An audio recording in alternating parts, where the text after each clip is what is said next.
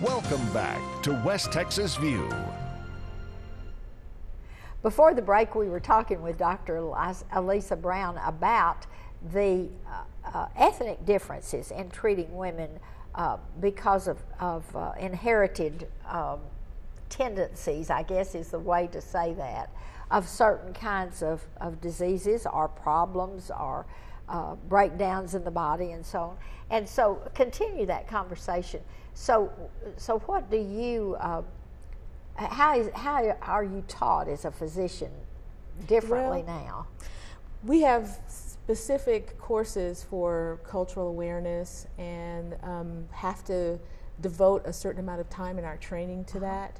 And also with experience and as we go, the cultural awareness becomes something that we as teachers bring up in our teaching patient by patient.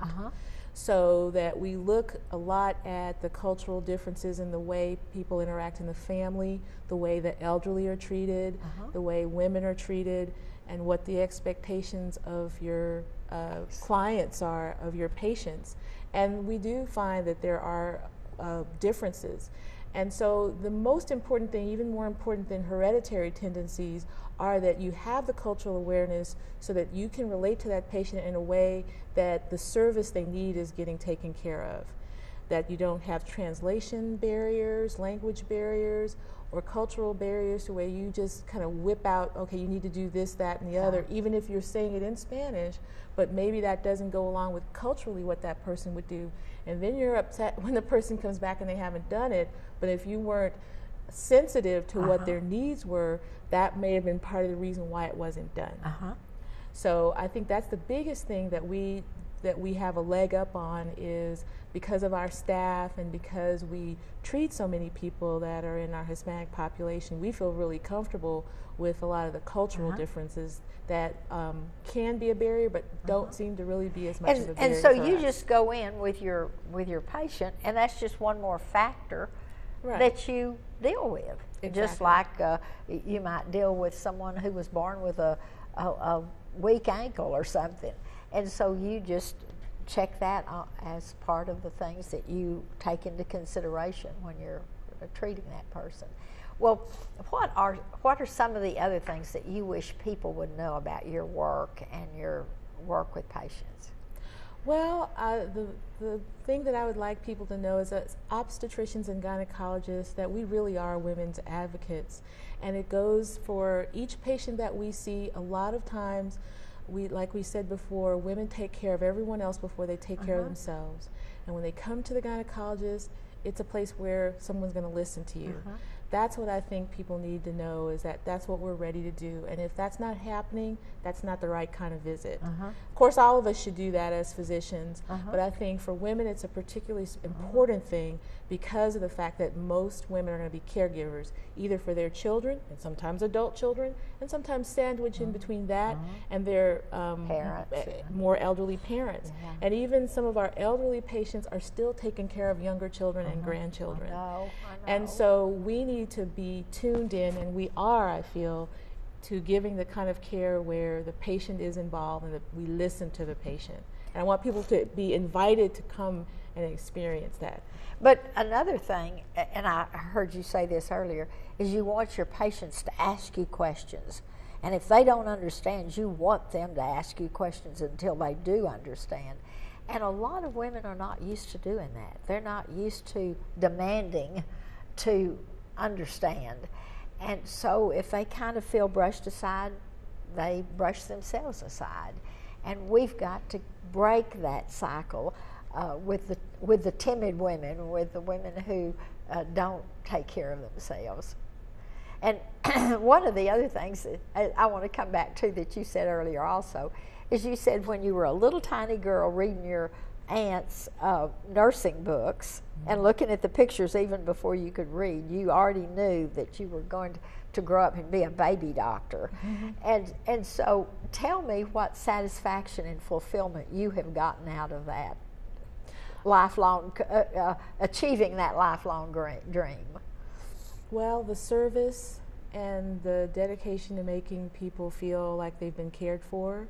I can't say I'm perfect or I never dropped the ball, but that's what I did it for.